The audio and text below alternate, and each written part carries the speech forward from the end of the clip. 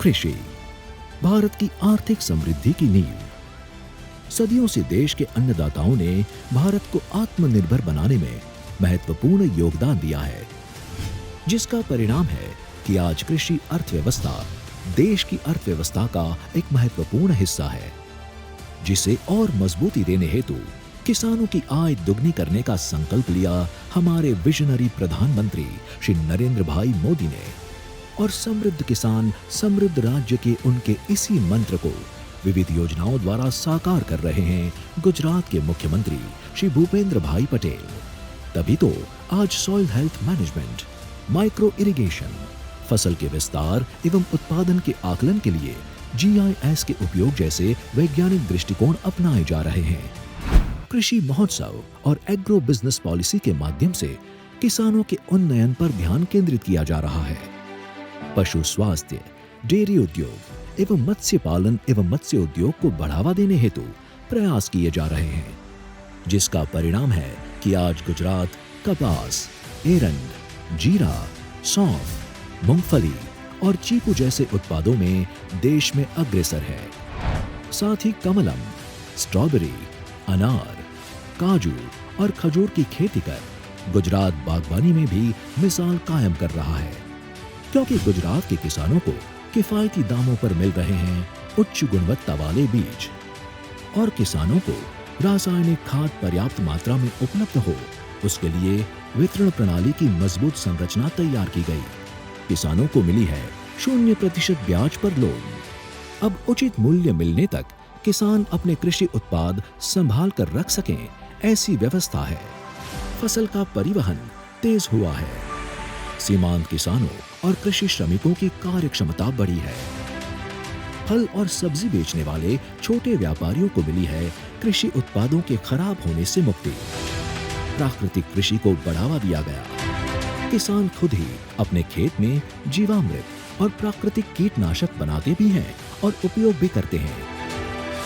और हाँ, अब किसानों को सुअर और नीलगाय से अपनी फसल को बचाने हेतु रात को जागना नहीं पड़ता है। सबसे बड़ी बात तो ये है कि गुजरात का डांग जिला बना है पूरी तरह से प्राकृतिक खेती करने वाला जिला। जितना ध्यान कृषि पर केंद्रित किया जा रहा है, उतना ही महत्व दिया जा रहा है पशुपालन को। तभी तो एक फोन कॉल करने पर पशु दवाखाना गांव तक आता है। शहरों में पशुओं के घायल होने पर इमरजेंसी में तुरंत ही पशु एम्बुलेंस पहुंच जाती है। और राज्य में सरकारी स्थायी पशु चिकित्सा संस्थान पर लागू की गई है मुख्यमंत्री निशुल्क पशु चिकित्सा उपचार योजना, जहां पशुओं की निशुल्क चिकित्सा एवं उपचार होता है। पशु संवर्धन के लिए पाटन स्थित फ्रोजन सीमेंट स्टेशन में राज्य की पर्याप्त जरूरत के मुताबिक सीमेंट डोज का उत्पादन किया जाता है। यहाँ तक कि अब तो पशुओं के बच्चे नर होंगे या मादा, ये भी तय करना संभव हुआ है। साथ ही राज्य में हर साल 4500 से ज्यादा पशु स्वास्थ्य मेलों में पशुओं को निशुल्क स्वास्थ्य सेवा और हर छोटे बड़े पशु का निशुल्क टीकाकरण किया जाता है, जिसके कारण पिछले 2 दशक में गुजरात के दूध उत्पादन में भारी मात्रा में बढ़ोतरी हुई है।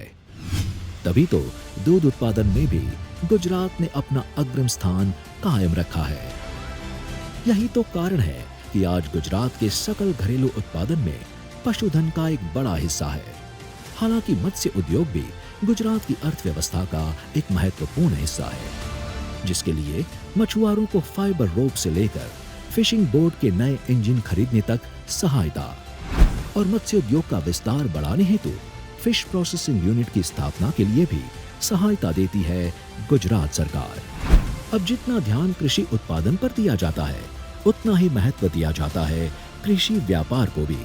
तभी तो फूड प्रोसेसिंग, सॉर्टिंग, ग्रेडिंग और packing units, on farm packing, cold storage, ripening chambers, cooling units, perishable cargo complex जैसी सुविधाएं विकसित की गई है, जो कृषि आधारित विकास को एक नई दिशा प्रदान करेगी और हमारा गुजरात बनेगा आत्मनिर्भर किसानों द्वारा आत्मनिर्भर गुजरात।